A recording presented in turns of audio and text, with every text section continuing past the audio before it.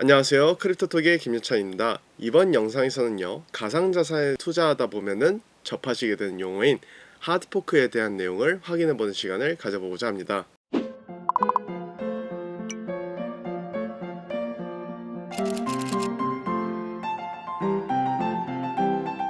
흔히 하드포크라는 용어를 접하시게 되면 가상자산 시장에 입문하신 지 얼마 안 되신 분들께서 새로운 가상자산을 제공받을 수 있게 되는 건가? 라는 오해를 많이 하십니다. 주로 하드포크라는 이벤트를 접하시게 되면 가상자산을 배급받는 경우가 있으시기 때문에 이러한 오해를 하시게 되는 거라고 생각되는데요. 하지만 이 하드포크는 기본적으로 새로운 가상자산을 배분받는 것을 의미하는 것은 아닙니다.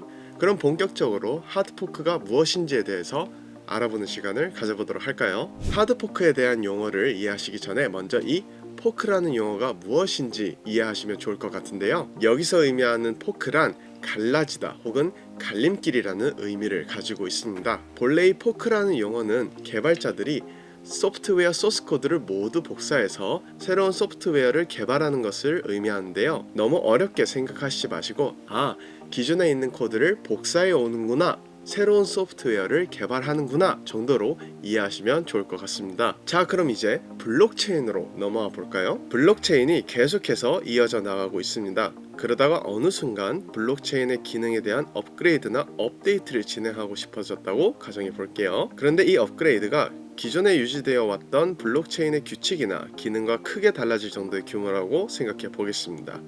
그러면 블록체인은 여기서 두 갈래의 갈림길이 생기게 됩니다.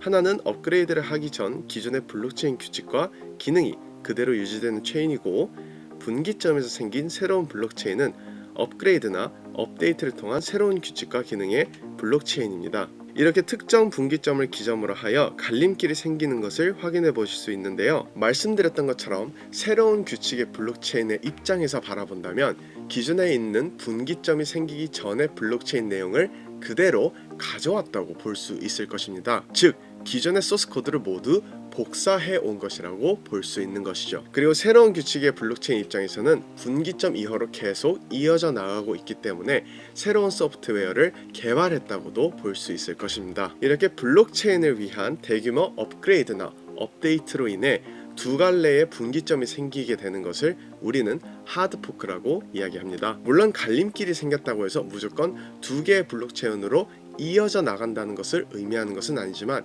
이 이야기는 나중에 추후에 따로 다뤄보도록 하겠습니다. 본론으로 돌아와서 만약 두 블록체인이 계속해서 이어져 나가게 된다면 두 블록체인은 각자의 블록체인을 이어져 나가게 되지만 서로 호환이 되지 않고 각자의 길을 계속해서 가게 됩니다. 즉, 완전히 독립된 것이죠. 그렇다면 하드포크에 대한 의미는 이해하겠는데, 하드포크로 인해서 간혹 1대1 혹은 일정 수량의 가상자산을 수령하게 되는 것은 대체 무엇일까요? 독립된 국가에는 독립된 국가의 시스템에 걸맞는 화폐가 필요한 것처럼 독립된 블록체인도 이 블록체인의 시스템과 규칙에 걸맞는 가상자산이 필요하게 될 것입니다. 이런 이유 때문에 하드포크를 하게 되면 새로운 가상자산이 발행될 수 있는 것이죠. 지난 크립토톡 두 번째 영상에서 설명드렸던 것처럼 블록체인은 기존의 데이터를 기반으로 계속해서 이어져 나간다는 특성을 가지고 있습니다. 때문에 하드포크를 기준으로 생겨난 두 블록체인 모두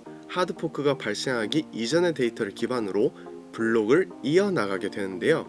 이전 블록에 만약 A라는 사람이 10개의 코인을 가지고 있다는 기록이 있고 A라는 사람이 계속 가지고 있었다고 가정해 볼 때 포크된 두 블록 모두 이전의 블록 데이터를 기반으로 하여 앞으로 기재될 새로운 데이터에 대한 진위 여부를 파악하게 될 것이고, A라는 사람은 두 블록체인에서 모두 10개의 코인을 가지고 있는 사람으로 참고될 것입니다. 때문에 새로 포크된 체인의 입장에서는 A라는 사람이 새로 사용하게 될 코인 10개를 가지고 있는 것으로 정의하게 되겠죠. 이런 원리로 포크된 체인에서 발생한 새로운 가상자산이 기존의 코인을 가지고 있던 사람들을 대상으로 하여 일반적으로 1대1 비율로 제공될 수 있는 것입니다. 하지만 영상 초반부에서 설명드렸던 것처럼 하드포크가 꼭 새로운 가상자산 발행을 요구하게 되는 것은 아닌데요. 그렇다면 하드포크로 새로운 가상자산이 발행될 때는 언제이고 발행이 되지 않을 때는 또 언제일까요? 이 내용은 다음 영상을 통해서 알아보는 시간을 가져보도록 하겠습니다. 지금까지 크립토톡의 김유찬이었습니다. 감사합니다.